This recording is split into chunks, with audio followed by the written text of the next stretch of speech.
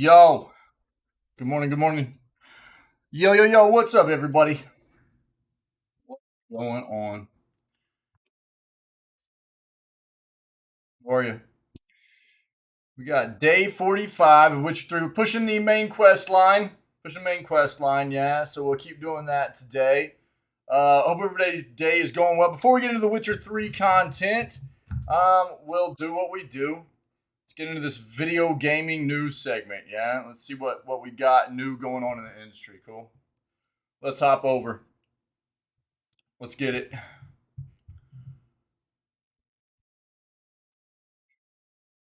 Fix my camera. Let's go.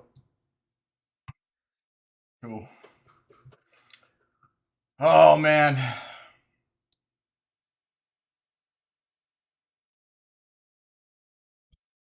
that Java though.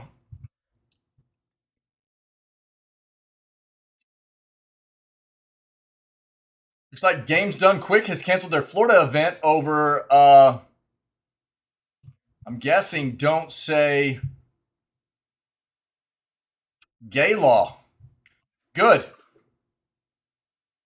good. They should hold it somewhere else.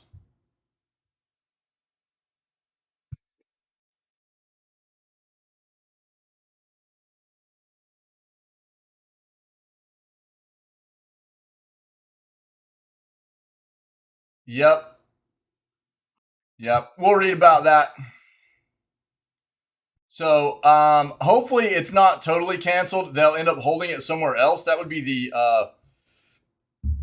hope there, because Games Done Quick is an amazing charitable event done multiple times a year. If you're not familiar, they'll probably have links in the article, but Games Done Quick is amazing.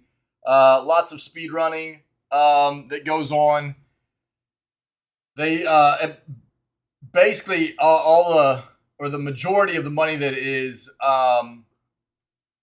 gathered during these events is always donated to very good charitable organizations, and they do a lot of good for these events. And it also helps get some individuals within the gaming community get their some recognition for the work they do within the speedrunning community and things like that as well. So there's a lot of good stuff that happens there. And when you donate, they have all kinds of cool stuff that gets donated to the events that you can win for donating. There's a lot of cool stuff. So if you're not familiar with Games Done Quick, take a look. If they don't have a link to Games Done Quick's Twitch page, I'll bring it up and link it for everybody whenever we come across this article. Okay.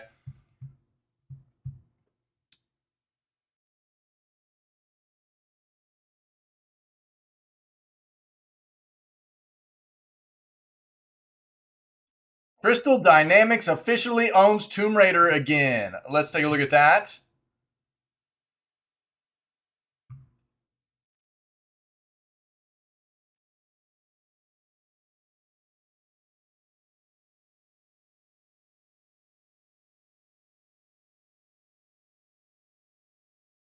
Netflix surprise launches a new game. Okay. Again, we've got probably roughly 30 to 35 games that have been launched on Netflix at this point. They're supposed to have, they promised approximately 50 games to be launched on their platform by the end of the year. So they're going to continue rolling out games, and we'll see what the next one is that they kind of launched here.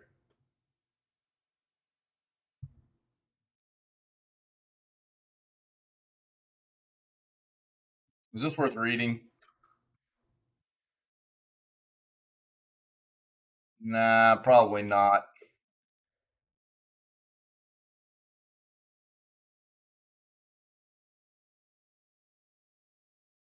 AMD gets rid of ghosting and improves performance. Let's see what's going on here with AMD.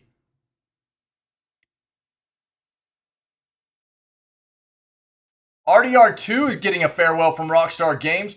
We just saw the same thing happen with GTA 5. Yeah, GTA 5 just got a thank you farewell from Rockstar. So let's see what's going on with RDR2 as well.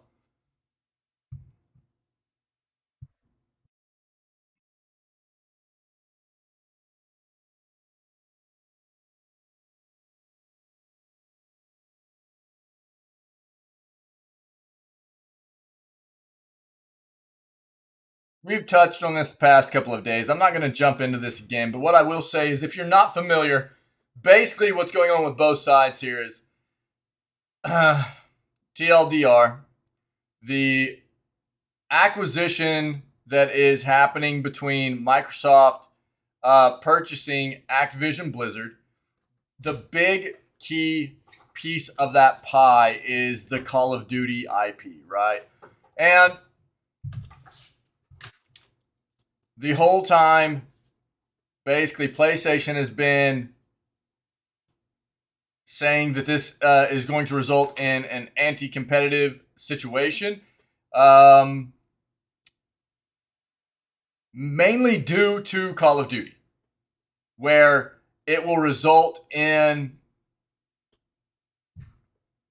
a significant number of gamers switching over to buying an Xbox console, primarily because Call of Duty will eventually become a proprietary title just for Xbox and probably PC, but won't be on PlayStation.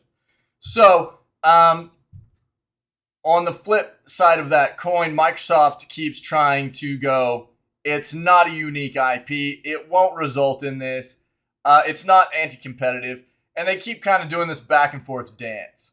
So Microsoft has even gone as far as presenting some kind of extension on the current contract that PlayStation has with Call of Duty, trying to give them an extension, which even though we haven't seen the details, it allows Microsoft to go, hey, we tried, and PlayStation is going, that contract that they presented to us is not good enough. So they are being anti-competitive. So it's just this back and forth consistently right now of them fighting about, basically, due to this acquisition, this one single title. And it is a big deal. It will result in a turning of the tides, if you will, for an amount of game players switching consoles because of that game. There's no doubt about it. So they're just going back and forth, and we'll see what happens. If I was going to take a guess, my guess is that there are still regulatory committees that are having to deal with deciding whether this is going to be ultimately overall a seriously anti-competitive deal, and they're going to try to stop it from happening. I don't think it will. I think that the acquisition of Microsoft buying out Activision Blizzard is going to happen, and I ultimately think that after this current contract for Call of Duty being on PlayStation, which I think is for the next 2 to 3 years, plays out, I don't think they're going to get an extension. I think that it'll become a Microsoft proprietary game, and it will result in a lot of people switching over to buying Xbox consoles primarily for that title. That's just my assumption.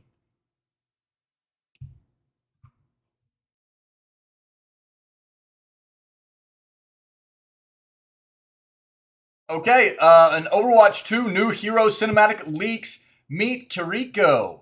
Let's take a look. A classic Wolfenstein game gets surprise update nearly 20, I'm guessing, years after the fact. Let's take a look at this. Epic Game Store has revealed its next free titles. Let's see what we can get there. HyperX headsets up to 50% off on the 20th anniversary sale. HyperX is pretty renowned for creating some quality headsets and a wide range of models too. So you can usually find anything you want within a headset, whether it be wired, wireless, internal, external mics, what have you. There's all kinds of makes and models from HyperX, and they're supposed to be pretty high quality. And the price range, all the way from budget up to, kind of audiophile-esque kinds of headsets. So, from everything, I've never owned a set, but from everything I know from friends and community members that do have HyperX, they're pretty good. And I have come close to buying my own set in the past as well because of the kinds of reviews I've seen on their headsets. We'll see what kind of deals we can get on some HyperX headsets right now.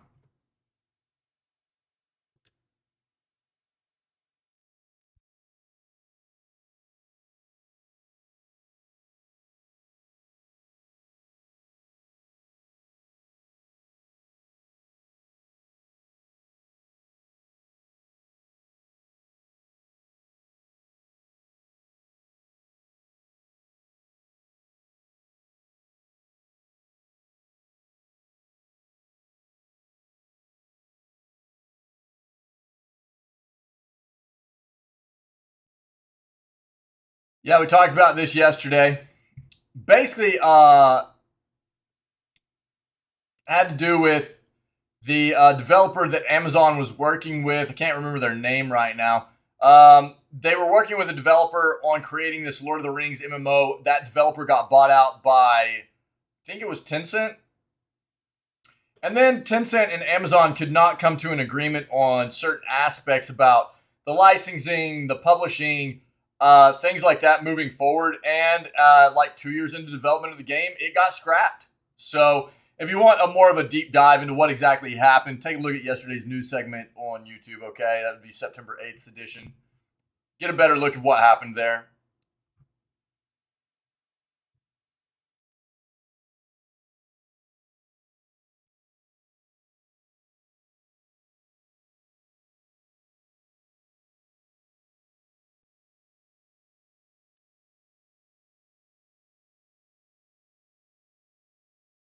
There is no light release date, gameplay, trailer, and story. Let's see what this is about.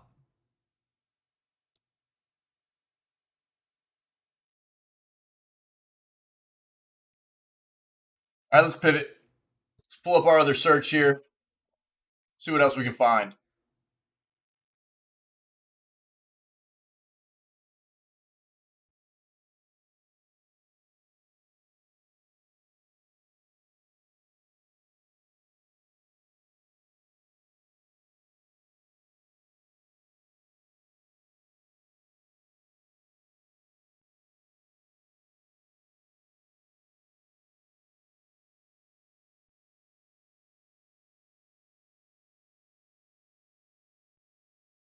Leak reveals details on Uncharted creators' Marvel game. Let's see what we got here.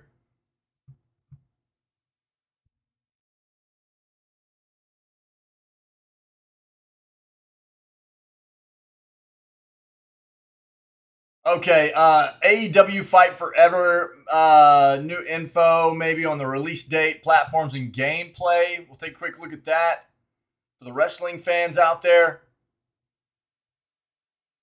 We've already got something up on that.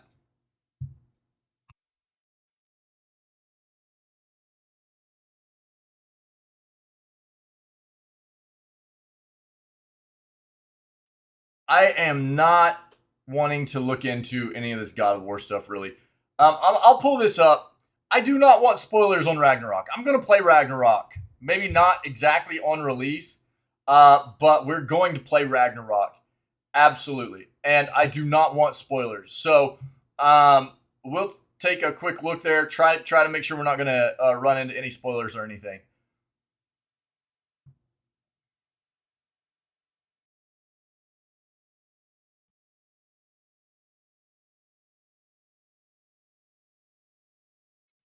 All right, Hogwarts Legacy pre-orders are going off, but I mean, look, I'm skeptical about pre-orders nowadays anyways. We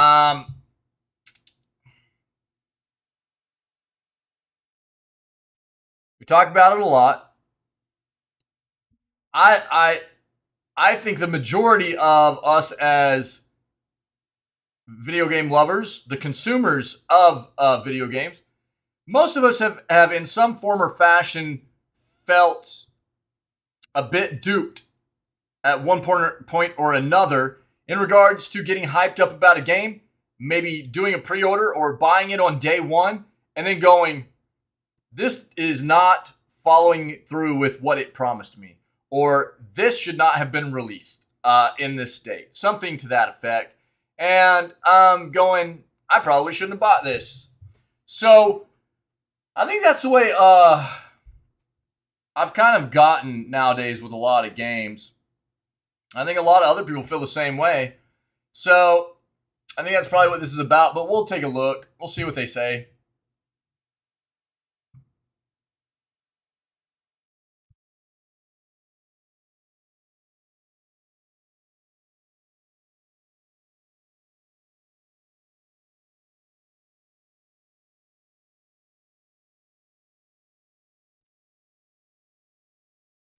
All right, last page. Let's see what we got.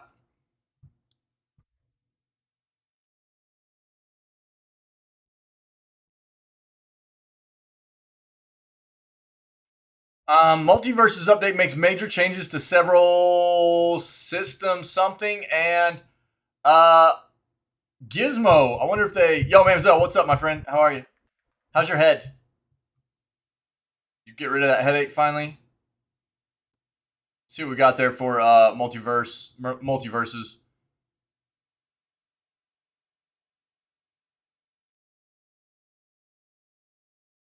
Looks like Call of Duty Warzone Mobile will be revealed soon. I'm not going to dive into that. That's about all we need to know. Reveal will be coming soon, apparently. We'll pull it up and see if they have any kind of details regarding that.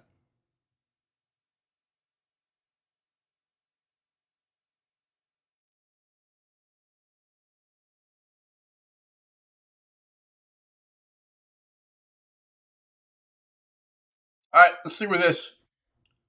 Stick with this. Some news on AMD tech first for today.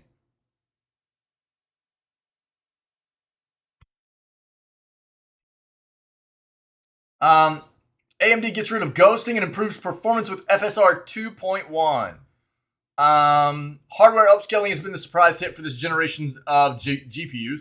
Being able to render at a lower resolution equates to higher frame rates. And as long as the final image looks right, everyone is a winner. Maybe not that surprising a hit after all, really. NVIDIA's DLSS may have got the ball rolling, but AMD is catching up and it keeps improving its Fidelity FX Super Resolution too. If you need proof, it just announced that FSR 2.1 is available right now. AMD has shown off the new version of FSR 2.1 running in Farming Simulator 22 alongside FSR 2.0 for comparison. Looks significantly better with far less ghosting in the newer version. This is all thanks to some significant changes to the underlying algorithm specifically designed to reduce artifacts such as ghosting and shimmering. There's still some ghosting visible, especially when zoomed in, but it's certainly better. No. Wick, what's up, dude?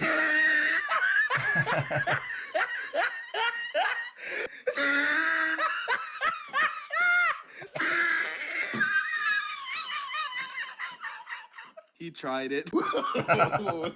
What's up, buddy? The good news is that while the algorithm has changed, developers should find it relatively straightforward to update their games. Application side FSR 2 API has not changed, so updating to FSR 2.1 from 2.0 should be simple. We had already seen previously that implementing for developers, implementing FSR 2.0 was relatively simple. So the fact that they're still have this streamlined incorporation for developers to implement FSR even from 2.0 to 2.1 very, very easily is nice. AMD has already updated the FSR 2 source code to move over to FSR 2.1, and they updated the Unreal Engine plugin so developers can upgrade to FSR 2.1 straight away.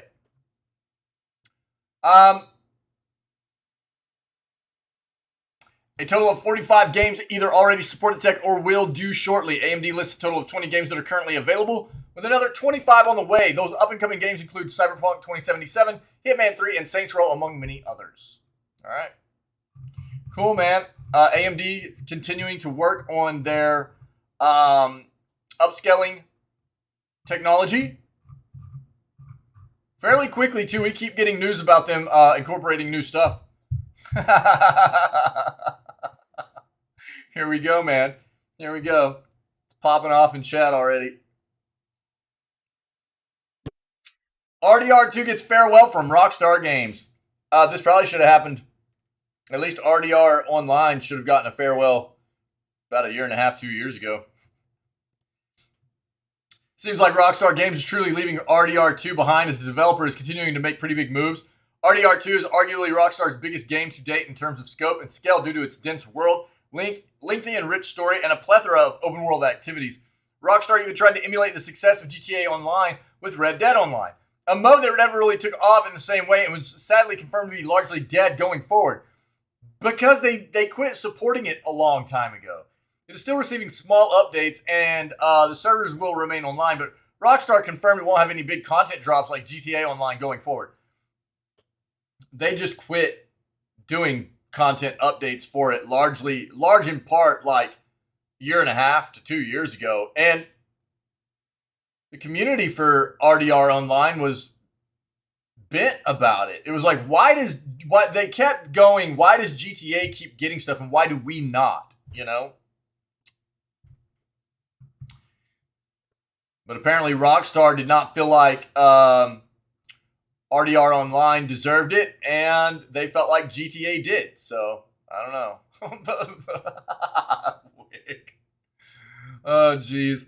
As such, Rockstar Games has updated its list of credits for RDR2 and RDR Online within the game. List now opens with the following message: our heartfelt thanks to everyone who has helped create RDR2 and Red Dead Online.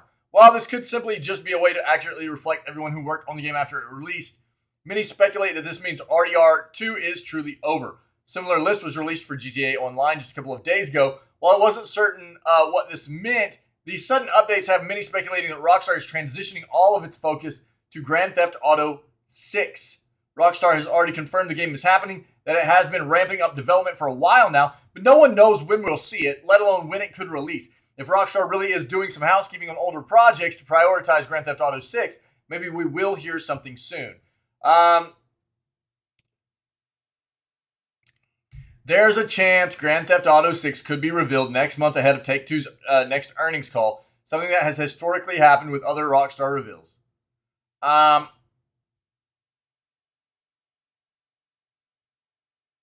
Speculation. Look, they'll release info on it when they're going to release info on it. Otherwise, we're just going to get a lot of speculation. There's a lot of hype around RDR6 or GTA 6. My bad. And we keep seeing, just like I said yesterday, literally all Rockstar has to do is just drop a tweet with they need to say nothing else but GTA 6, and the world, the gaming world goes crazy. They go crazy. So, I mean, I really don't think we're going to get GTA 6 until late 2023, early 2024. That's my guess. I could be wrong, but I would not hold your breath for it until somewhere around that time. If it comes out sooner, cool. But I honestly just, I don't think it's going to happen before then. Overwatch 2 gets a new hero somatic and leaks meet Kiriko. Gamer, what's up, bro? An unfinished look at Overwatch 2's next support hero. The original YouTube upload of Kiriko's unfinished short has been copyright claimed by Blizzard and taken down. We've removed it from the story and replaced it with a tweet about it below.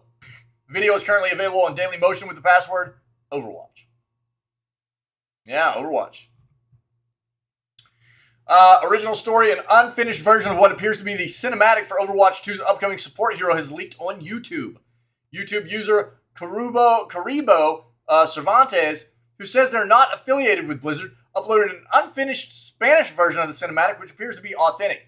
Many scenes in the cinematic are in progress renders with what seem to be non-final voice acting and sounds. The video is titled Kiriko Overwatch 2 Leaked Short, which lines up with the hero name also used in a now-removed listing for the game's Watchpoint pack earlier this week.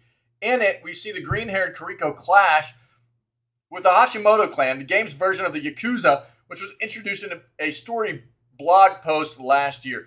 She attacks them with 2 knives, seems to be able to use healing powers. She also appears to teleport freely around the space, which could indicate a Mora-like escape ability. Near the end of the short, she summons ghostly blue Tori gates that appear to strengthen and speed up Kariko and her allies, which resembles the sword power you'd see in an ultimate ability. Blizzard teased a Fox hero at the tail end of its Overwatch 2 release date trailer during the Microsoft and Bethesda showcase in June. And at the end of its second beta, the studio sent out an encoded message that read, "What does the Fox say?"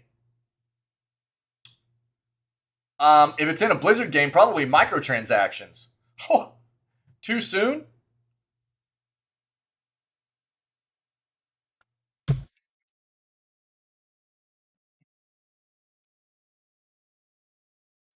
Kariko will be the game's 35th hero, and if the leaks are true, might be locked behind a free battle pass tier.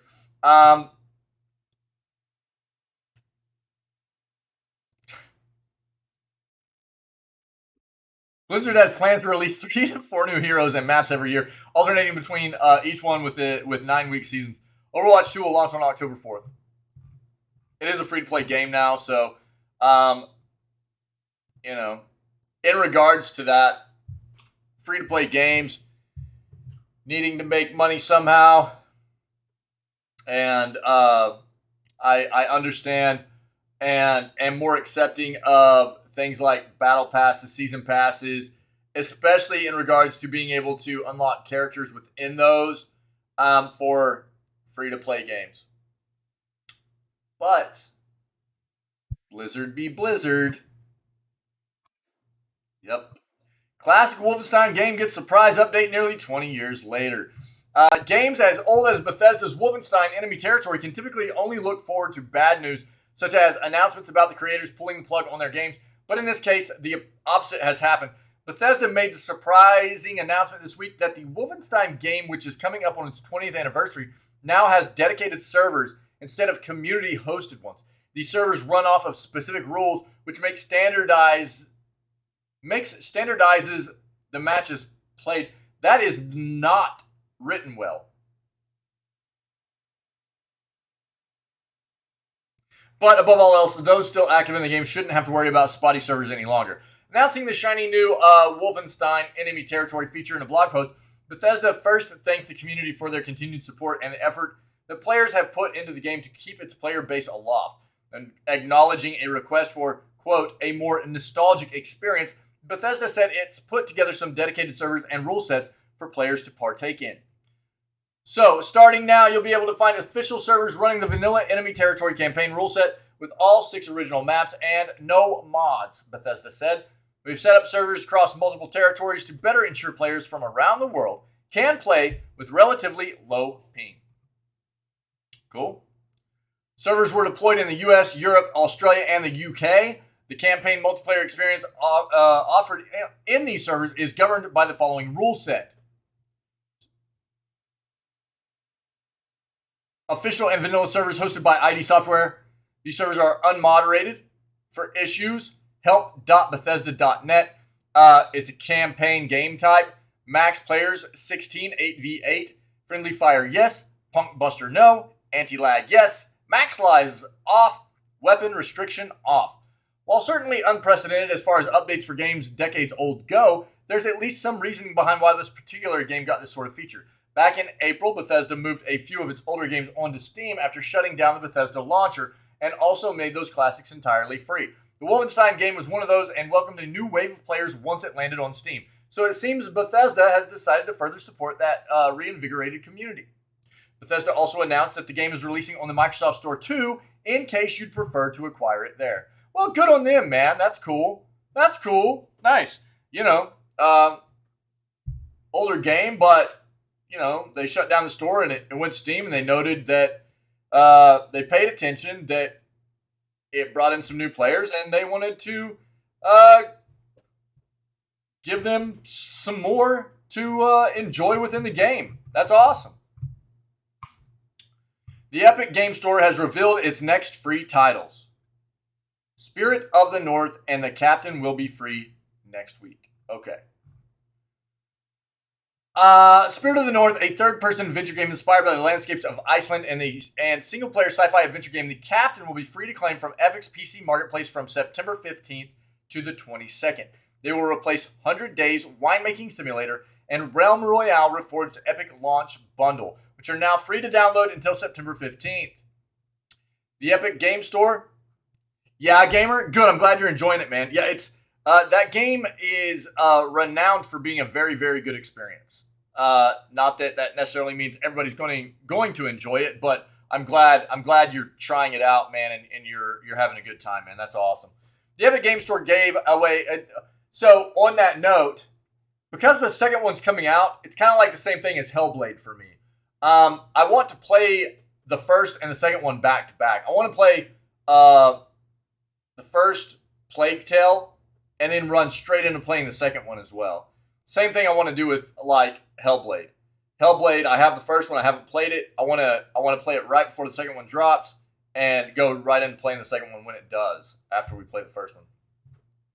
But I'm glad you're enjoying it, man. That's awesome. Epic Game Store gave away 89 free titles last year alone, down from 103 in 2020 with a combined worth of $2,120. According to Epic, users claimed over 765 million free games in 2021. The latest batch of free PC titles offered to Amazon Prime Gaming members was made available last week. September's free games lineup features 8 titles, including Assassin's Creed Origins Football Manager 2022 and Middle-earth: Shadow of Mordor. Give me 1 second. I don't think I'm logged into my Epic account, but let me bring this up. Since we're on that topic, let me get into my Epic account and I'll just give everybody a peek real quick at these free games, okay?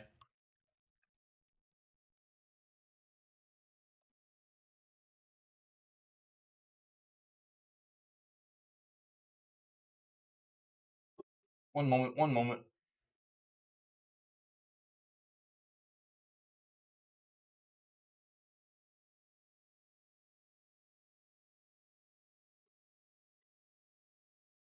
There we go. So, here you can see, free now through the 15th, just like we just read, 100 Days and Realm Royale Reforged. This is their launch bundle, right? So apparently this game just came out. I don't know much about it, but you can get a bundle. I don't know what's included in it. I'm guessing some kinds of like skins, cosmetics, things like that. And then starting on the morning of the 15th all the way through the 22nd, you can get Spirit of the North and the Captain, like we just read about. Okay? So, look, I mean, even if you're not really interested in these titles, they're free games. You never know when you might be looking for something to play. You're not sure what you want to play, and you need to just go look through your library of titles, right? And you never know when one of these might pique your interest and go, I'm going to try that out, right? So why not just grab all the free games you can? And that's why I promote this stuff. I am not affiliated with these platforms or anything like that. I just am going to advocate for as many people to have access to as many games as possible. And Epic does a great job of consistently providing us with free titles. They just do, like we just read. So hop on there, grab your free titles, okay? Here we go. HyperX headsets up to 50% off in 20th anniversary sale. Don't miss it.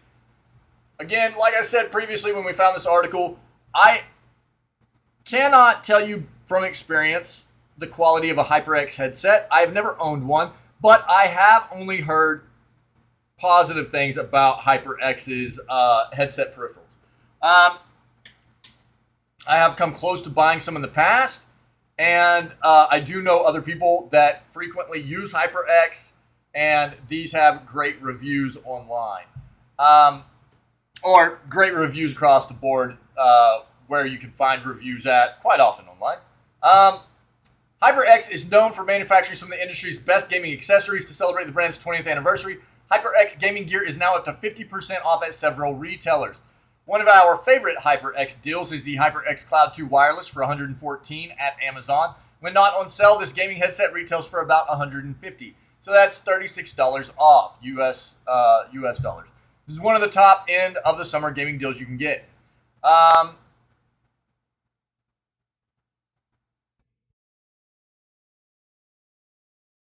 So you can see the HyperX Cloud 2 is, 36 off. It looks like all the way like Best Buy, Amazon. Here's what I would say. Here's what I'll say. I'm going to link this, okay? I'm going to link this for you guys. There's the article.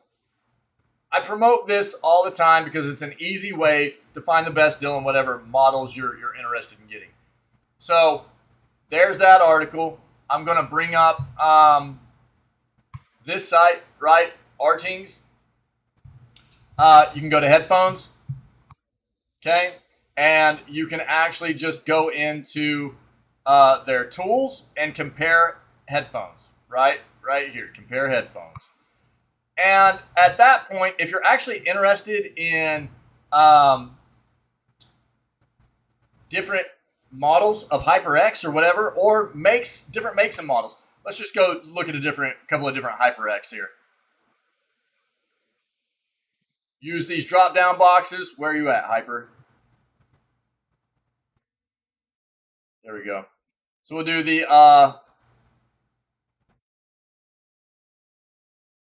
Cloud 2 wireless, and then we'll do the Alpha wireless, okay?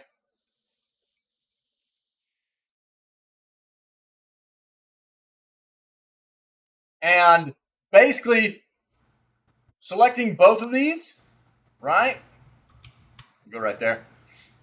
Gives you a breakdown of everything that both of these models provide you. All the technical details, a comprehensive review system, right, of bass, treble, mid, passive soundstage, full comparison, and overall ratings. You get actually breakdowns into like the pros and cons of office space use, sport and fitness. I mean, there's all kinds of stuff. They break down comfort, controls. So this is, again, a great website as far as I'm concerned for being able to just kind of compare different makes and models of things you're in the market to buy, especially tech things, okay? There's that. Now, also, with the fact that there's a huge sale going on right now, specifically with the HyperX stuff, what you can do is use this. That's not what I meant to do. Let's go here. This is a site that I like to use. What you can do is just type in HyperX, and it's a community-based site, community-driven site, where you're going to see different kinds of ratings for the deals that you're going to find across all different kinds of retailers for this, specifically the HyperX, things that will be on sale for HyperX products, right? You can even see microphones. There's some mice in here, but specifically headsets, and you can even narrow it down to headsets and stuff like that. But the better the rating is, probably the better a deal it's going to be. And you can even see they'll have comments and the amount of views. A lot of times the comments will be people commenting on the kind of experience they've had with that product. And so Slick Deals is a very good site as well. Whenever there are numerous different retailers having sales on products to allow you to get a look at where you might be able to get the best deal possible on what you're looking to purchase, okay? I'm done. There's no light release date, gameplay, trailer, and story. Fight through a hostile world filled with bloodthirsty enemies to save your only family. Continue reading to learn. Yep. Let's watch this real quick. I think I know what this game is, and it looks really cool.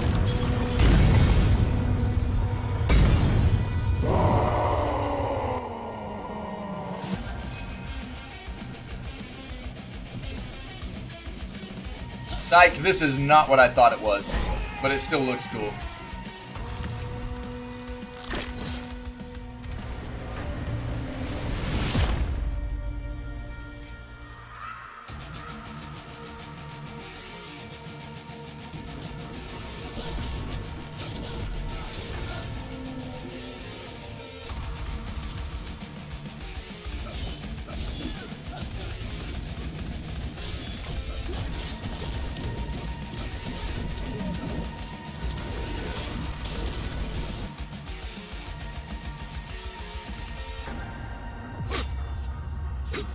It's like a, it's got like a Hades vibe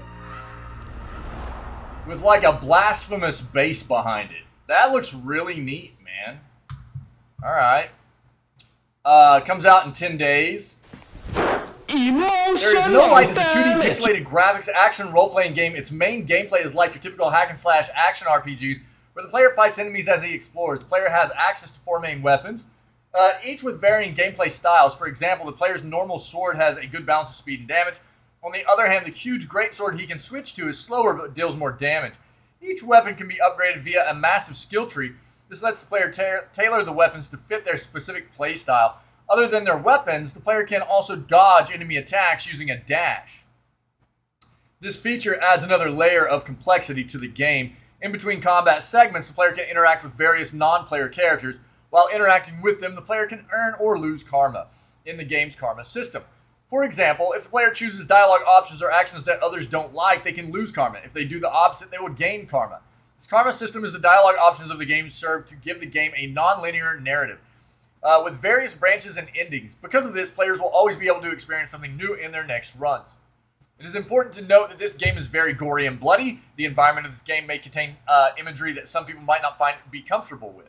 As such, care is required when trying this game out. There is no light story.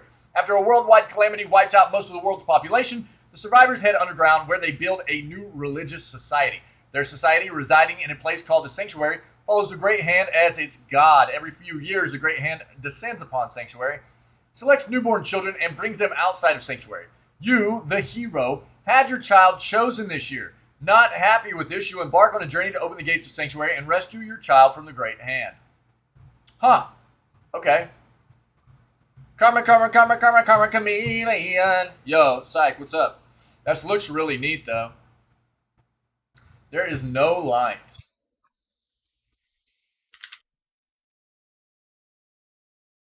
Yeah, right there.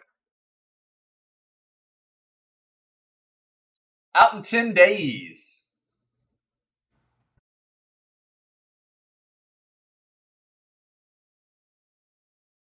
Huh. Okay. Keep track of it. We'll keep track of it. Nice.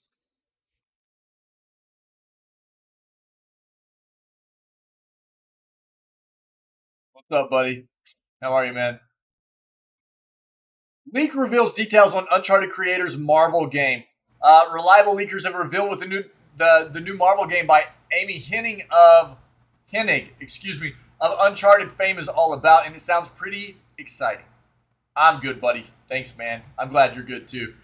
I'm great, man. I'm great. We know that Uncharted co-creator Amy Hennig is working on a new Marvel game with the studio Skydance New Media. There has been a lot of speculation around what this thing could be, with some of the most persistent rumors claiming that it could be a Fantastic Four game. Well, they're wrong. We now know what the game will be, and let me tell you, it sounds really exciting. Details revealed for Amy Hennig. Yeah. It was revealed on Twitter by @MCU Status, an account which revealed Marvel-related news in the past, that the Amy Hennig Marvel game will feature Captain America and Black Panther in a World War II setting. Okay. Not too many details have been revealed, except that the two heroes will fight Hydra. Big surprise. This leak has been corroborated by Eurogamer, giving it even more validity. I am just not a fan of Captain America. I'm not a fan of Captain America, dude. This is a pretty exciting scenario and makes sense for Captain America. The first film with Chris Evans, the best Chris of them all, from 2011, was set during World War II. In the same year, we got a video game tie-in as well, titled Captain America Super Soldier, which also features the 1940s setting. Yeah, yeah. He's such a like a he's such a try hard good doer. You know what I mean? Like I don't know, dude. Yeah, I mean he's really boring to me too. Like I think a big part of that is just because I gravitate so. A lot of people like Captain America, you know, and that's cool. He just does not appeal to me at all. Like I gravitate so much more to like anti-heroes and villains, you know, that like Captain America is actually the opposite of everything that I usually enjoy. So it makes sense that he just doesn't appeal to me, you know. Um, Black Panther is a slightly less obvious choice, so there have been Marvel comics featuring both of these characters fighting side by side during World War II. However, this Black Panther would obviously not be T'Challa, but rather his grandfather T'Chaka. Uh, we still don't know the name, release date, or much else about this game, but it has already been confirmed that it will be shown at the Disney and Marvel Game Showcase 2022, which will be hosted on Friday, September 9th. Tune in to see more. All right, yeah. We're actually we're gonna be watching some stuff today.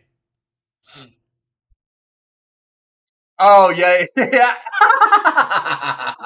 That's funny, Syke. That's funny. Yeah. So, you know, I like to poke the bear a little bit, you know, when it comes to stuff like that too, because you know where my interests lie regarding that kind of stuff, obviously, and so like my daughter likes Captain America a lot, you know, and I'm like, yeah, he's such like a, you know, I always kind of poke the bear a little bit, you know, he's such a goody goody, you know, he's such a try hard, you know, like good boy chatter, you know, and stuff like that. But she takes it really well because she's used to me by this point. And so she doesn't take it to heart. You know, she's like, that's just dad. That's just dad being dad, you know. And they know my kids know that like I like bad guys. I like and the anti-hero stuff a lot. So that's actually did you guys see what Pinky put into the Discord yesterday? Pinky actually in the art channel got like some like zombie Joker AI pictures. They're pretty cool looking. Like he's been messing around a lot with the AI generated images here lately, and he got like a really cool one of Superman.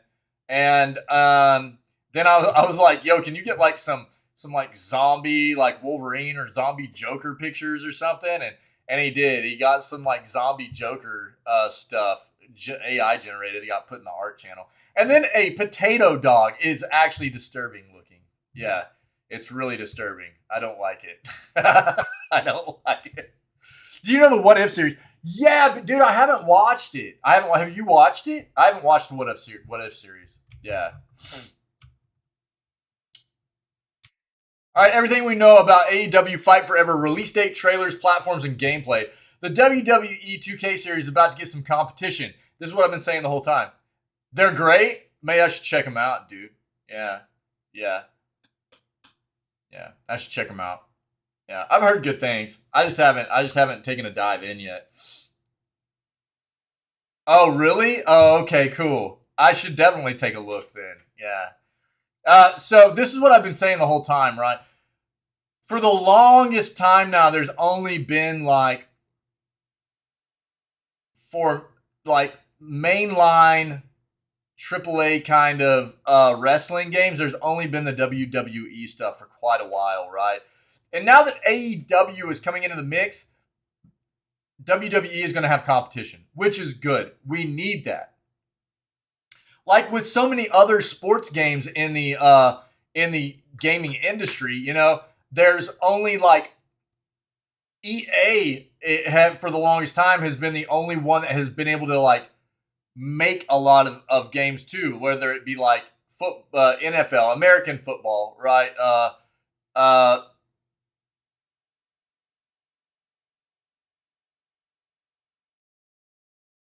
or U.S. football, whatever. Um, for the NFL being the Madden games, or you know the FIFA games, which that's going to change now, And competition's good, man, because what I mean, we've even gone and taken a look at the reviews of the WWE series, and quite often these games come out a hot mess. But nobody has anything, wrestling fans don't have anything else to go to, really. So they just kind of truck through the issues these games are released with and play through it anyways because they don't have any other title to play that really competes, and that feels bad. So the fact that AEW is coming out with their own title at this point is nice. They do. There's a Mexican wrestling game, like a AAA type game, like on like all platforms and stuff. I didn't know that.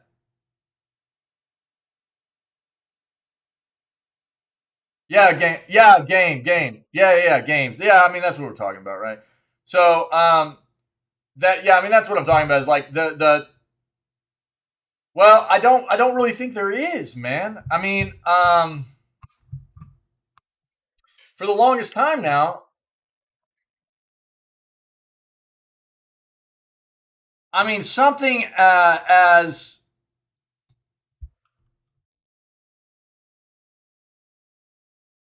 like something on par with what WWE provides, right? Character creation and the actual, you know, the mainline wrestlers and stuff like that. I mean, that's what I'm talking about. Um, because there's got to be other wrestling games. Don't get me wrong, obviously, right? I mean, you can see right here there are other wrestling games, but this is not anything to the same kind of like quality.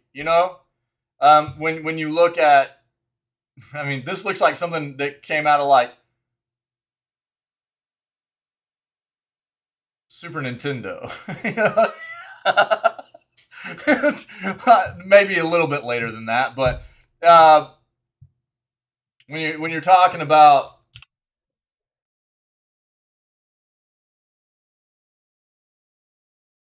AAA titles, that's generous.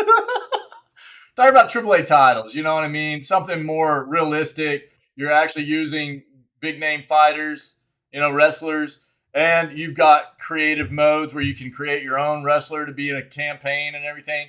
These AAA type of titles.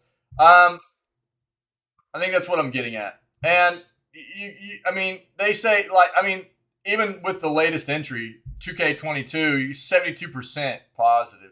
And this is all reviews, and you'll see, dude, there were all kinds of issues on release. There always are. That's what I'm kind of getting at, right? Having something else that is going to be a of the same kind of quality, where you're getting, of course, this is not WWE. It's going to be AEW, so it's going to be different wrestlers. It's going to be a different venue and everything, promotional kind of aspect, but it will have like you'll be able to create your own wrestler. From what I understand, it's going to have the big name wrestlers and everything from the actual AEW and stuff like that, who many of them actually were part of WWE at one time. It's going to create competition, which can only elevate what both of these developers are going to want to do quality wise for the games. And that's kind of what I've been saying from the get go of us finding out that AEW was coming out with their own game. So while there obviously are other wrestling games out there, it's not to the same kind of realistic aspect that like WWE does every year. And I think that's what AEW is trying to bring to the table here. So it's good. The competition is good. And we need more of that. We need more competition. There are so many, like I said, Madden, the only football game. FIFA. Now there will be more after this year's, but for the longest time, there's only been one, of that caliber. And so competition's good, man. It makes developers up their game, man. Up the quality. Because if they don't, they're going to get trumped by the other games potentially when it comes out at the same time. So we need that. We need that competition. All Elite Wrestling is a fairly new pro wrestling promotion that has only been around for a few years, but it has done an excellent job of offering compelling storylines and matches thanks to smart booking and its varied roster. The promotion's first console game, AEW Fight Forever, is in development by longtime WWE Studios Ukes, which parted ways with 2K in 2018. So this is another thing, like, this was a really smart play by AEW Fight Forever to go ahead and collaborate with Ukes, who already knows what they're doing with this kind of game, you know?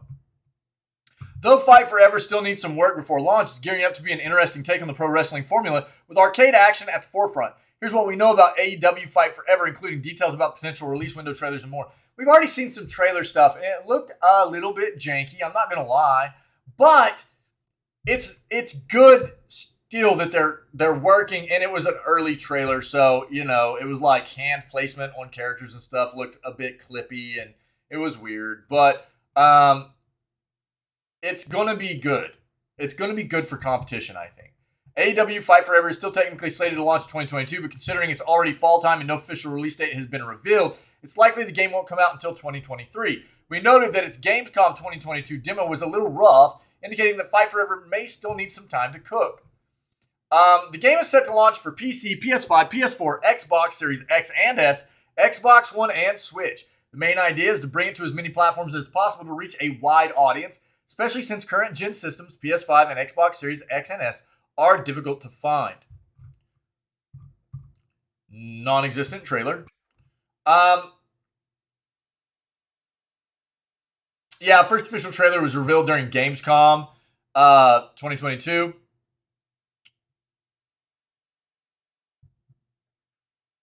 The trailer corresponds to the game's tone because unlike the WWE 2K games, Fight Forever will be a little sillier, with less of an emphasis on simulation. So there will be a difference in the, it'll be more of an arcade-style wrestling game. And that's not necessarily bad, you know.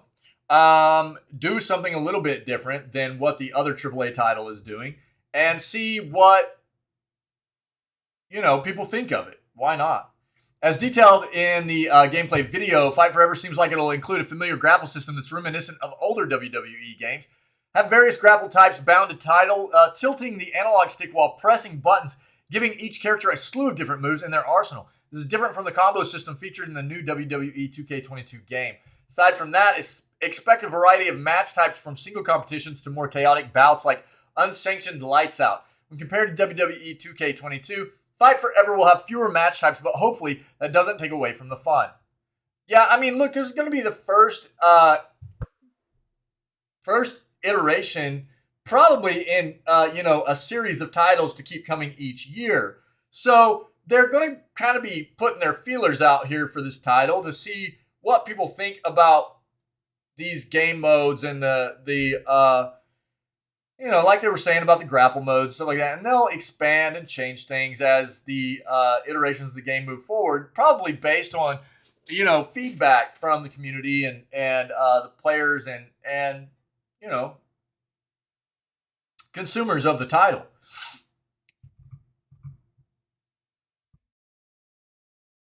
Kenny Omega, vice president of AEW, mentioned that Fight Forever will supposedly include updates after launch. It's unclear if the promotion plans on releasing annual video game installments. Our guess is that Fight Forever will simply include DLC updates for the foreseeable future, rather than producing entirely new games. But eventually they'll probably get on the same kind of path that WWE does.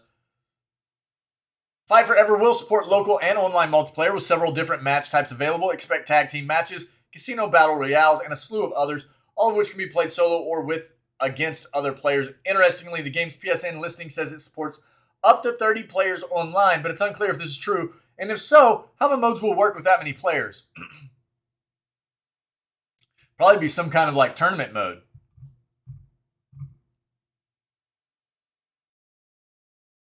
Looks like you can pre-order right now too. I'll throw this in chat. If you're interested. All right, I don't want spoilers, so we're going to take a look at this. I've stayed away from a lot of the God of War Ragnarok stuff because I'm going to play this, and I do not want spoilers of this game. God of War Ragnarok has had a small new glimpse of gameplay revealed alongside some details about the game's extensive accessibility features. Despite being one of the biggest games on the horizon, Ragnarok is shrouded in immense secrecy. We have very little knowledge about the game, just very general, broad stroke details about the highly anticipated sequel, and most of it was assumed following the cliffhanger ending of the previous game. We know Ragnarok is coming, hence the title, and that Thor will likely be some kind of antagonist, and Odin plays some kind of large role in the story. Other than that, we don't know a ton about the specifics of the game. Nevertheless, Game Informer is trying its best to fill in some of those gaps of knowledge with its God of War Ragnarok cover story, which offers a ton of exclusive coverage of the game. In a new YouTube video, Game Informer debuted some of the gameplay of Kratos in action. While it's not very extensive, it gives us more of a taste of how the gameplay has been refined and more specifically, how it has been adapted for those who need accessibility features. The game will come with over 60 accessibility features, with Sony Santa Monica featuring on 4 key areas: motor skills, vision, hearing, and cognitive understanding.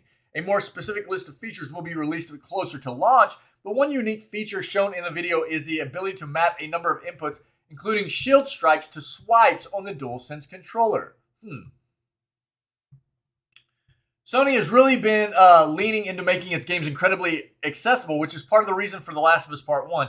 The original version of the game released in 2013 when in-depth accessibility features weren't really a thing, but awareness of those needs and advancements in technology made them a priority for the remake. It seems like they will only get better as time goes on, and developers will learn more about the needs of their players.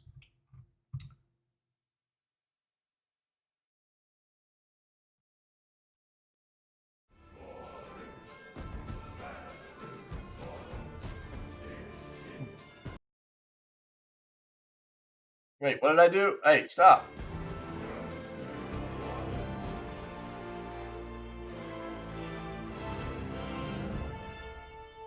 Hey folks, it's Jay again. Did you know God of War Ragnarok comes with 60 plus accessibility features, including what you see here, puzzle modifications? Keep an eye on the captions. In each clip, the bell sound takes longer to end, with the bottom screen clocking in at almost 12 seconds. Lead UX designer Mila Pavlin told me she focused on 4 key fields: vision, hearing, motor skills, and cognitive understanding. And while we won't know everything included until launch, it's still cool to see how the team. I know not everybody's jam, but dude, I love the first one, and I'm really excited for this one. Like it looks good, which immediately points your camera toward the objective.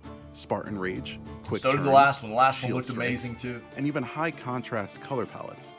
Pavlin said it was all about finding a healthy balance between God of War's intensity and enabling players to overcome challenges in meaningful ways.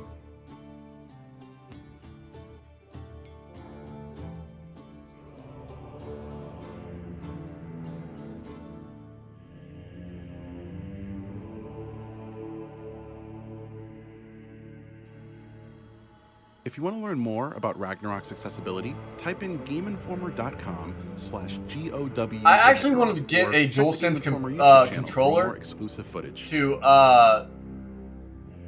try out on the PC. I mean, I want to get a PS5 as well, but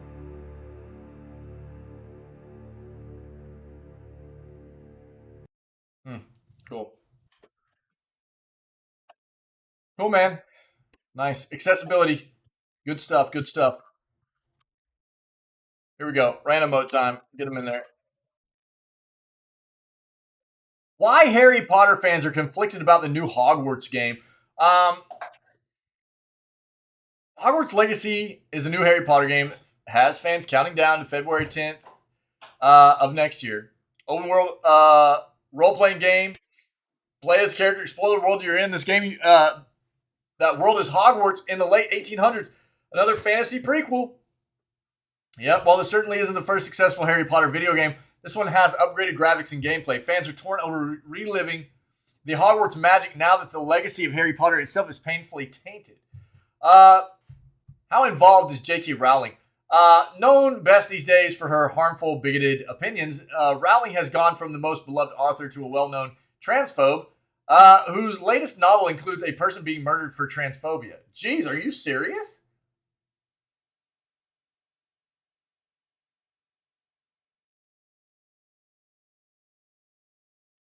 Since the game was announced in late 2020, Warner Brothers has been distancing themselves and the game from the author. One fact on the game's website says that Rowling is not involved in the creation of the game, but as creator of the wizarding world and one of the world's greatest storytellers, Her extraordinary body of writing is the foundation of all projects in the wizarding world.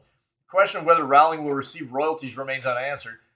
Gaming news site Kotaku answered Warner Brothers back in 2020, who declined to comment. That pretty much gives an indication that she will likely profit from royalties. How could she not? Fans are conflicted. At a loss are fans who are torn on whether to support the game. Some want to support the game developers by buying the game, while others point out they'll get paid anyway. Supporting the game means supporting Rowling's intellectual property. Yeah, streaming Hogwarts Legacy will empower J.K. Rowling. Yes, even if you fundraise while doing it. You're platforming the intellectual property of Harry Potter, which is where JKR gets her cultural capital. If you denounce JKR, please be consistent and don't promote her stuff.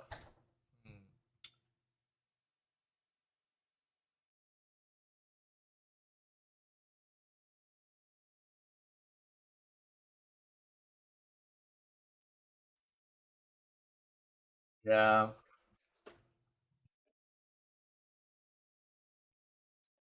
Immensely judging creators that are willingly promoting Hogwarts Legacy. Want to be a wizard? Go play Skyrim. Touche. Unfortunately, Rowling's transphobic views aren't the only issues linked to the game. The game's lead designer, Troy Levitt, has a YouTube channel with videos like in praise of cultural appropriation and commentary that called the hashtag #MeToo movement as a moral panic. Levitt was hired back in February 2018, the same month as when he posted this video saying Warner Brothers knew about this channel and that it didn't appear to be an issue for them. But after the channel resurfaced from his Twitter thread in 2021, he resigned, tweeting that he made the decision to part ways with Avalanche Software.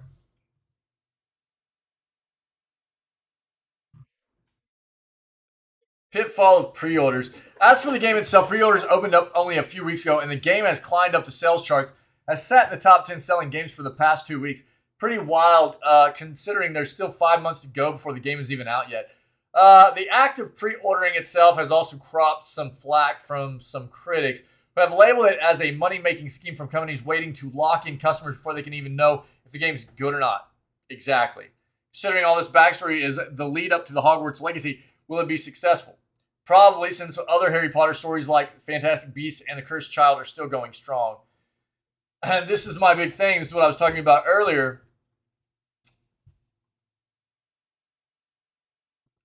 Before they can even know if the game is good or not. That's where, like, I have a really hard time with pre-ordering anything anymore.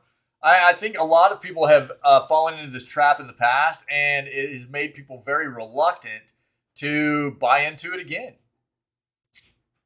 Pre-ordering games anymore is not what it used to be. I think there's a lot more worry nowadays about a game being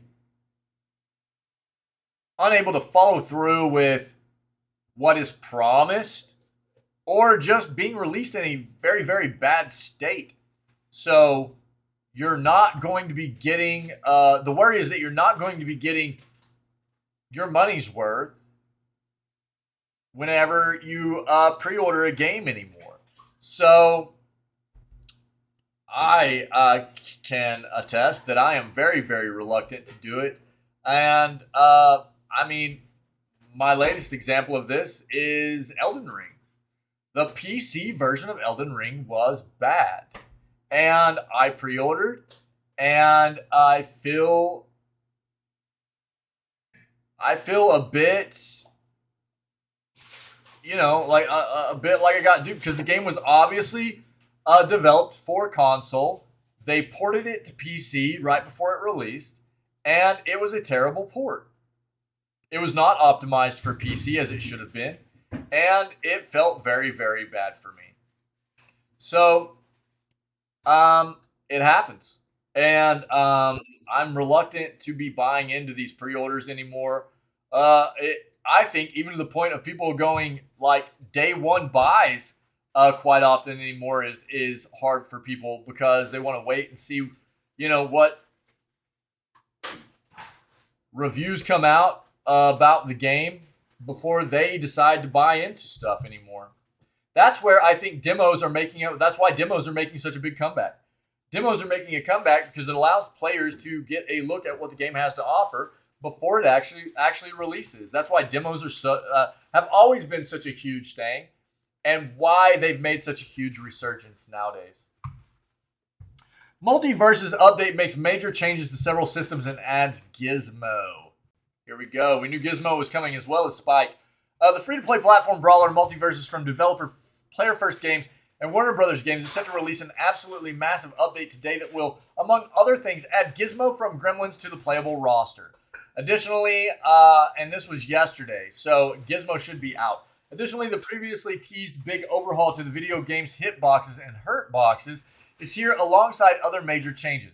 While not live just yet, the patch will be applied in the coming hours across available platforms. Somewhat oddly, the patch notes initially appeared on the official page before being removed at some point early this morning. Between getting posted and removed, however, several outlets managed to grab them. It's possible that the official patch notes when they return might be slightly different, but it seems unlikely. The major changes to hurt boxes and hitboxes, as well as the update to projectiles, will be absent. General Gizmo arriving yesterday. He has his popcorn and is ready to pop off. Spectator mode now displays team colors properly. Good. This patch includes our hitbox, hurtbox system overhaul. Our goal with this update is to more tightly tie hitboxes and hurtboxes to our character animations. We will be keeping an eye on how this update affects the player experience, and we are ready to implement additional patches if any problems arise.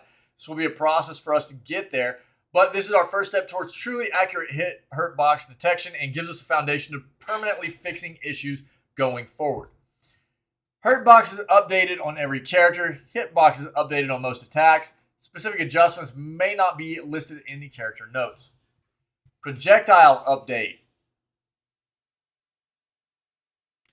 Patch also includes the first part of our projectile systems update. Multiverse is a game that thrives on interesting interactions between fighters, allies, and between projectiles, but a player shouldn't need an encyclopedic knowledge of every attack in the game to feel comfortable understanding those interactions.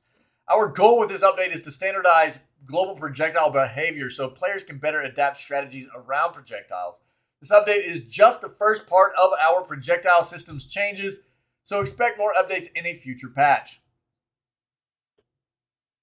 Standardized opposing projectiles to always clank, destroying both projectiles.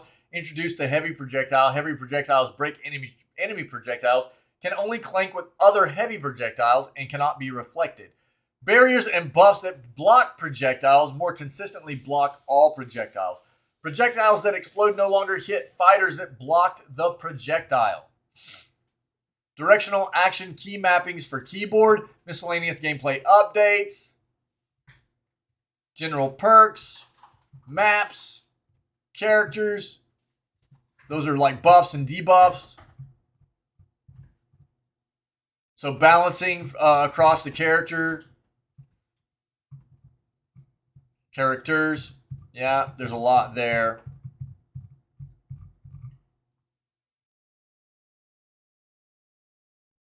So the patch 1.02 should be out at this point. Currently available in open beta on PS5, PS4, Xbox Series X and S, Xbox One, and PC, with Season 1 already in full swing. If you want to see more about those patch notes, I think I went over the majority of it, but there's a lot of balancing that went down apparently with the characters. So I'm not going to read over all of that. It's there in chat. And if you're a player of the Multiverses game, it's probably worth a look. So there it is in chat for you, okay? Call of Duty Warzone Mobile will be revealed soon. Warzone Mobile will get an official reveal very, very soon. It is one of the biggest gaming franchises out there, and despite the fact that mainline entries are only on Xbox, PlayStation, and PC, it manages to rake in tons of money. Activision realized somewhere along the way that Call of Duty had failed to tap into the lucrative mobile market and made Call of Duty Mobile, which brings the PvP Call of Duty experience to mobile devices. While it's not as premium as the yearly releases, it has kept fans incredibly happy.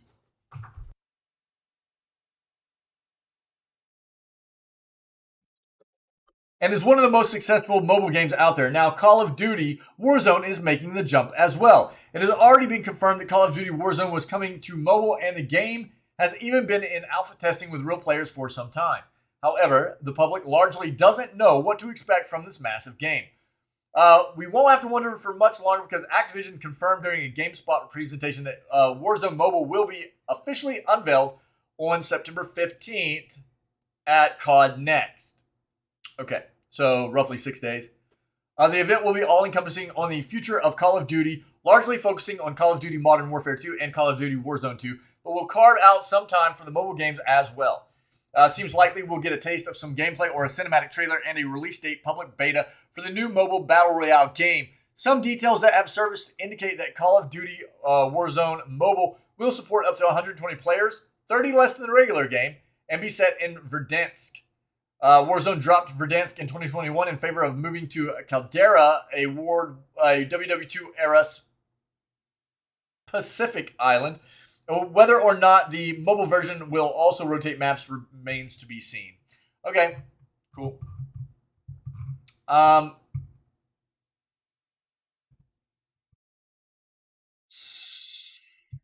So we actually are probably going to try to tune into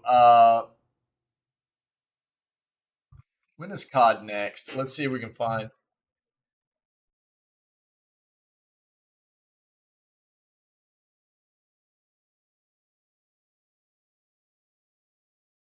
We want to see some stuff about Modern Warfare 2 specifically in this community, I think, to an extent. So,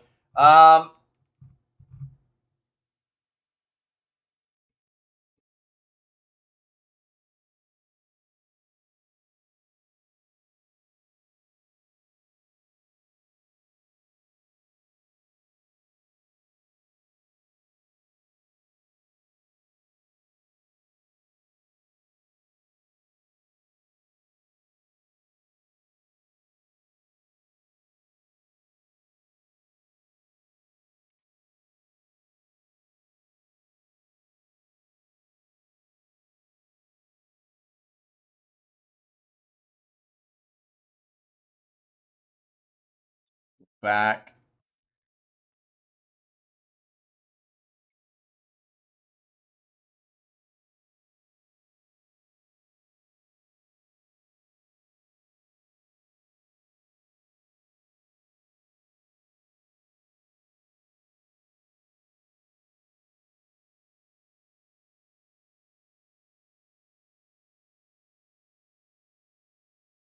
Okay. So YouTube page alongside a Twitch stream. I'll take a look at more of this later. Find out where we can watch that. We'll probably watch that so we can get a little bit of news regarding what's coming across Call of Duty. Specifically, I think the big hype here is around Modern Warfare 2. Yeah, coming out. So we'll keep track and we'll watch. We'll probably watch on the 15th. Depending, we might recap it because Capcom is on the 15th and 16th as well. There's a lot of showcases happening within the next week and a half. So we'll see. Crystal Dynamics officially owns Tomb Raider again. Eidos Montreal has reclaimed control of Deus Ex and Thief. This is all because of the purchase of the North American development studios from Square Enix by Embracer Group, right? 4 months after its acquisition by sleeper video game behemoth Embracer Group, Crystal Dynamics has formally announced that it once again owns Tomb Raider. Crystal Dynamics didn't create the Tomb Raider series. That honor goes to Core Design, but it put its stamp on the series more than a decade ago with Tomb Raider Legend, followed up with several more successful additions to the series, including a 2013 reboot and a 2016 follow-up, Rise of the Tomb Raider. Square Enix handed the series off to Eidos Montreal in 2018 for Shadow of the Tomb Raider, but now that Embracer owns all of it, it's officially putting things back in place. We're excited to inform you that Crystal Dynamics has taken control of several game franchises, including Tomb Raider and Legacy of Kain, from the game's previous owner, Square Enix Limited. Crystal Dynamics announced, as a result of this change, Crystal Dynamics, or its affiliate, is now the owner of these games and the controller of the gameplay and personal data related to them. We look forward to taking this new and exciting journey with you. In a separate statement, Eidos Montreal said that it, too, is now the owner of the games it developed, like the Deus Ex and Thief games. The actual point of both messages is to announce, as I'm sure is required by law, changes to the terms and conditions and privacy policies of all impacted games that switches your partner in these legal packs from Square Enix to Crystal Dynamics or Eidos Montreal. But even though Crystal Dynamics, Tomb Raider, and all the rest were already contained under one roof, there's an undeniably sentimental aspect to the idea of games returning to their rightful homes. Whether that will add up to better games remains to be seen, but the process has already begun. Crystal Dynamics announced in April before the Embracer acquisition that it had begun development on a new Tomb Raider game in Unreal Engine 5. Now, if we can just convince Eidos Montreal to get rolling on a new Deus Ex, all will once again be well with the world. Yeah, cool. Yep, there we go. Netflix surprise launches a new game. In case you somehow missed it, Netflix has increasingly been adding video games to its subscription service. Anyone that subscribes has access to 27 games at this point. And they've now launched, as of yesterday, another new mobile game called Lucky Luna. Dude, we've already seen this was coming. I thought this was already released. Yeah, this video game itself should not be much of a surprise to those that have been paying attention to the video game Netflix has been adding. Lucky Luna was initially revealed as coming to Netflix earlier this year during Geek Week. Okay. The title is a vertically scrolling platformer from developer Snowman, in collaboration with Nacho B. Inspired by the Japanese folktale, The Tale of the Bamboo Cutter. Yeah. Lucky Luna is now available as part of a Netflix subscription on mobile. More generally, games on Netflix are available globally on both Android and iOS devices, with players being able to find the various games in their respective application storefronts to download in addition to the Netflix app itself. Yep, we've already seen Lucky Luna. We knew it was coming, so there we go. Go check it out. If you have a Netflix subscription, you're interested, it's there. It's there now. So, this is the final article I have for today. If you guys have anything else to add for video gaming news that I have not covered today or in previous news segments, let me know in chat, and we'll address it before we move on to our day 45 of The Witcher, okay? Video gaming event in Florida called off because of state's stances. Games Done Quick, which is an amazing charitable organization and event that takes place numerous times throughout the year, is not going to take place in Florida now. The video game charity event Awesome Games Done Quick 2023 will not be taking place in Florida as planned. In an announcement Thursday, the event's organizer, Games Done Quick, said it does not believe Florida to be, quote, a safe place for our community at this time, citing the state's COVID-19 protocols and Parental Rights in Education Act, known colloquially as the Don't Say Gay Law. Games Done Quick is a semi-annual event featuring speedruns where gamers rush through a video game with the goal of finishing it as quickly as possible through careful planning, skill, and often leveraging a game's bugs in ingenious ways. For nearly a decade, Awesome Games Done Quick was held in the D.C. area until 2020 when GDQ hosted the event in Orlando. This year's event was to mark Awesome Games Done Quick's return as an in-person event, but is now planned to be purely virtual once more. Quote, while we would love to return in person, we've determined that to provide a safe and welcoming event to all, it was best that we move away from our originally planned location in Florida, wrote GDQ on its website. Quote, given the state's continued disregard for COVID-19's dangers, including anti-mandated vaccination policies and an increased aggression toward LGBTQ plus individuals, including the law colloquially known as Don't Say Gay, we do not believe it is a safe place for our community at this time. GDQ's winter event, Awesome Games Done Quick, is held every January to raise money for the Prevent Cancer Foundation. GDQ has prominently featured trans gamers in its events as both hosts and creators. It also started Frame Fatales, an all-women speedrunning event for the Malala Fund, a nonprofit dedicated to girls' education, which was co-founded by Nobel Prize laureate Malala I'm going to butcher this. Yousafzai. Dude, I butchered that. I'm so sorry to that individual. I'm sorry. In the statement, GDQ said it had originally secured a Florida venue for 2021's event, but postponed its use due to the pandemic. After seeking out other venues to host a GDQ 2023 in person, GDQ said the cost of paying out its current venue's cancellation fee, finding a new one, were too much. The event organizers did not specify the name of the venue in the release, did not respond to questions from the Post at the time of publication. Quote, while the move to online will allow us to save some on expenses, we still have considerable costs to recover, wrote GDQ on its website. We are looking to recover that money where possible, including with community support via Twitch subs. We thank the community for their support.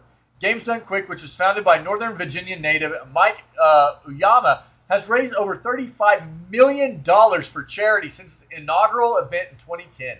The organization runs 2 events each year dedicated to different charities. So AGDQ in the winter for the Prevent Cancer Foundation, and Summer Games Done Quick in the summer for Doctors Without Borders. Florida's Parental Rights and Education Act, which was championed by and signed into effect by the Florida Governor Ron DeSantis, Republican, places restrictions on classroom discussions regarding gender, sexual orientation, and LGBTQ issues. The White House has described the law as thinly veiled attack on LGBTQ rights, calling it discrimination, plain and simple, in an official statement. The law has also been condemned by dozens of major corporations, including Sony Interactive Entertainment, Starbucks, and Target. In March, Disney announced it would be halting all political donations in Florida due to the law after the company's own workers criticized CEO Bob Chapek for not taking action sooner. Yep. In Awesome Games Done Quick 2022, speedrunner Mitriz beat From Software's Sekiro's Shadows Die Twice, a notoriously hard title from a developer famed for creating brutally difficult games in just 2 hours while blindfolded. Awesome Games Done Quick 2022 raised a total of $3.4 million from thousands of donors who watched the event online. Awesome Games Done Quick 2023 will run from January 8th to the 15th, 2023. Unfortunate that they had to pull out of the holding a live event due to primarily discrimination. Feels bad. But we talk about it a lot. There's no room for it in this world as far as I'm concerned. And for this community, especially the way we are, cultivating and promoting this community to be, which is a safe place for all people to be as long as you're a good person. That's all that really matters. There's no room for discrimination. And just the fact that people can't be accepting of other people's differences is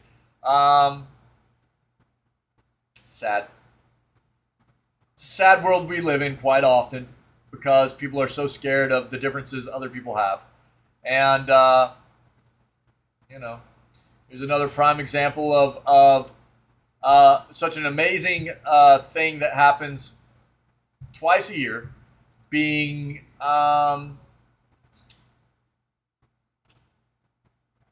having to find another way to move forward with holding the event because of discrimination. It feels bad. It feels very bad. So let me go ahead and show you GDQ. All right, let's go to Twitch real quick. I'm going to give you the link to GDQ. Hush your mouth.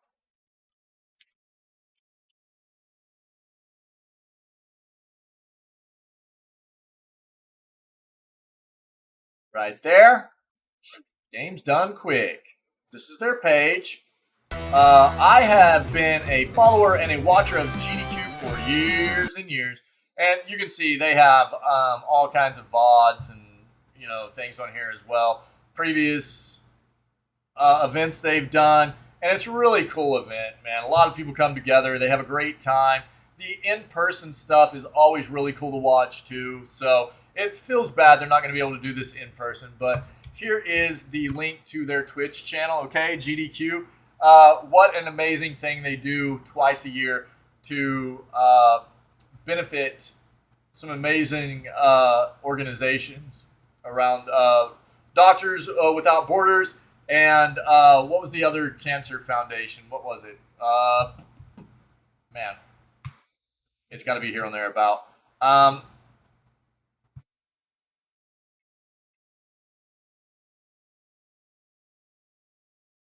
Malala Fund.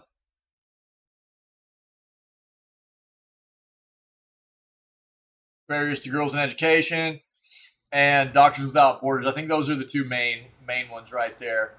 Yeah.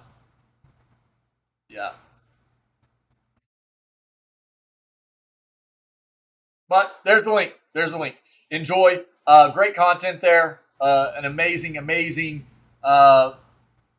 charitable fundraising organization right there. Games Done Quick. Please check it out. Throw them a follow and enjoy that content. Okay. That's what I've got for today, guys. That's what I've got. So we'll be finished with the news segment right there, and we will work our way into day 45 of The Witcher 3 Blood and Wine DLC, moving through this main storyline, okay?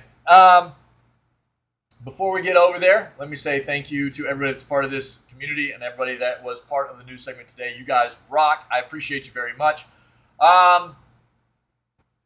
If you're checking out this news segment, this video gaming news segment on YouTube as a VOD later on, see what you can do about coming and hanging out with myself and the rest of this amazing community when we go live at 6 o'clock a.m. CST every single day, and we start all of our streams off with video gaming news, okay? If you're enjoying the content, also consider hitting that like and subscribe button for me. I would appreciate that very much.